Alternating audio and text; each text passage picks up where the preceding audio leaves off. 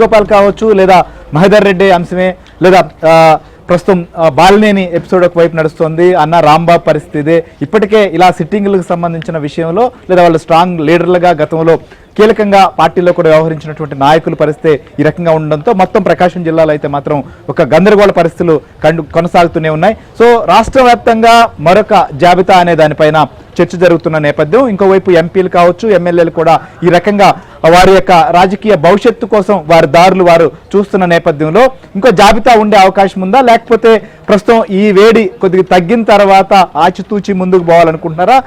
ఏంటి ఇవాళ ఏం జరగబోతోంది రామారావు, ఫైనల్గా చెప్పండి.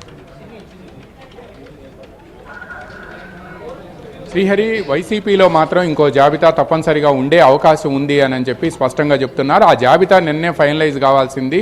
కానీ అభ్యర్థులు ఇంతకుముందు మన కొలీగ్ వెంకట్రావు చెప్పినట్టు అభ్యర్థులు దొరకకపోవటం, ఒంగోలు పార్లమెంట్ స్థానంలో పోటీ చేసే అభ్యర్థులు దొరకకపోవటం, క్యాస్ట్ కాంబినేషన్ కుదరకపోవటం, ఉన్నవాళ్లు బయటికి వెళ్ళిపోవటం, ఈ నేపథ్యంలో నిరసనలు వ్యక్తం చేయటం, ఈ నేపథ్యంలోనే ఈ క్యాస్ట్ కాంపోజిషన్స్ అభ్యర్థుల కోసం వేట ప్రారంభమైంది.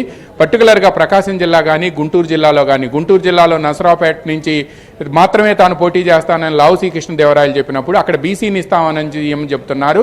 బట్ అక్కడ బీసీ క్యాండిడేట్ దొరకాలి, అదేవిధంగా గుంటూరు క్యాండిడేట్ దొరకాలి, ఇప్పుడు అదేవిధంగా విజయవాడ క్యాండిడేట్ దొరకాలి. ఇటువంటి పరిస్థితుల్లో అందువల్లనే ఈ జాబితా లేట్ అవుతుందంటున్నారు. కానీ వైసీపీలో ఉండే పెద్దలు మాత్రం జాబితాలు ఏమీ వద్దు, ఉన్న వాళ్ళని కంటిన్యూ చేద్దాం, లేని చోట మాత్రం కొత్త వాళ్ళని తీసుకొద్దాము, ఎవరైతే ముందుకు వస్తున్నారో వాళ్ళకు అవకాశం ఇద్దాము.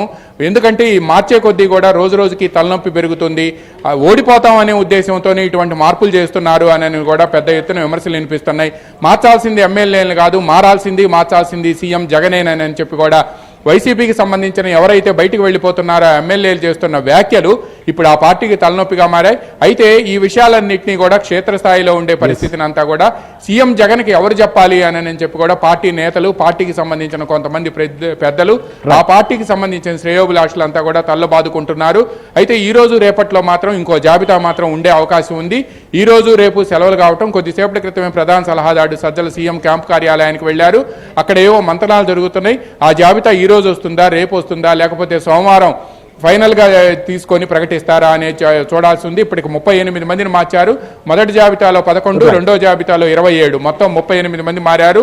ఇంకొక 30 వరకు కూడా ఉండే అవకాశం ఉంది అని చెప్తున్నారు. But Rishi team, IPAC team ఏమి ఇస్తుంది అనేది కూడా ఇప్పుడు ఆసక్తికరంగా మారుతుంది.